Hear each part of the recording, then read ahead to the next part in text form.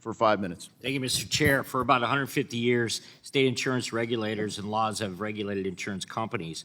The Federal Insurance Office has grown increasingly aggressive in collecting data from insurance companies, most recently issuing a proposed data collection to assess climate-related financial risk.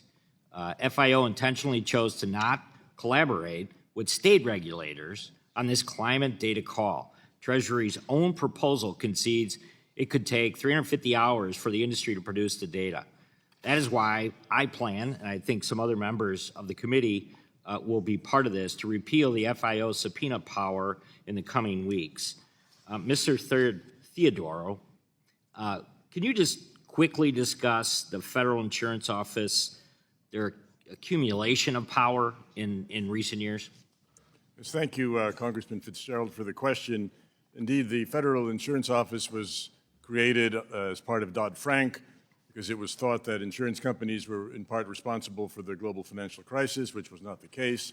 It was banking and non-bank lending institutions. And the role in statute of the FIO is to monitor the insurance industry. There's no regulatory powers there, but as you have suggested, Congressman, there has been more intrusion and requests, data calls, and I think duplicative data calls, because most of the large insurers, especially the publicly traded ones, already make detailed, granular climate disclosures, either in their 10K or in other publications or disclosures. So to me, it's disturbing that it's like the nose of the camel is in the tent and then the rest of the body is going to follow. It strikes me as an agency that's looking for a purpose. Right. Because monitoring, writing reports hasn't helped the industry that I have seen in a material way. Yeah, Ms. Huey, can you talk about the importance of giving communities flexibilities of more self-sufficient and their ability to protect themselves in the face of things like the floods and wildfires and tornadoes? I mean, this is what the industry is looking at is, you know, what are the risks associated with what we've seen, not necessarily in climate change, but just some of the extreme weather that we've seen? Yes, sir. Thank you very much for the question. Local decision-making is critical as local experts are more in tune to the local conditions and the needs of those communities and municipalities.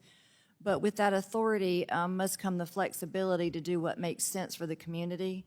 For example, in the codes arena, local governments must retain the ability to amend model codes to accommodate local conditions and cost-effectiveness concerns, which include consideration of risk and reasonable steps that can be taken to reduce those risks.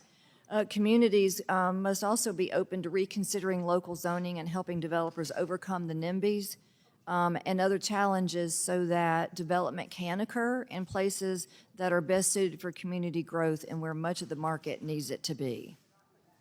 Very good, thank you. Mr. Chair, I'll just ask unanimous consent to enter Department of Energy press release into the record. And I also, I request that this be, I think the featured press release from DOE is very telling. Mr. Bohr, does this rule, does the rule from DOE that we were talking about earlier in any way affect mobile homes? Does, you know, will this help anyone currently residing in a mobile home? I can't see where this would help them. No, the rules would affect new homes, so no one currently in a home would be helped. Will this help anyone currently residing in a manufactured home? No, only new homes would be subject. Yeah. So probably what you're telling me is that DOE probably doesn't even understand or fully understand that the rule that they've actually issued. Yeah, I think their assumptions about the benefits are dramatically overstated. There's probably an underlining misunderstanding about your industry, right? Can you just, you know, we certainly feel so. The rules were promulgated that have some, well, they're based on site-built standards. And our process is it just doesn't work that way. We can get a lot of the benefits. We've done a separate study through the HUD committee, and we can get a lot of the way to where they're trying to get from energy efficiency, but with process-appropriate approaches. Yeah, so this is real-world, tangible stuff. Whether it's 11%, like my colleague just referred to, or some other percentage of Americans that are living in manufactured homes, this is real to them. There's real costs associated with it, yeah. and there's departments like DOE that quite honestly, are out of touch with what's going on in the street. And that's really what this committee should be about. So thank you, and I yield back. I thank the gentleman.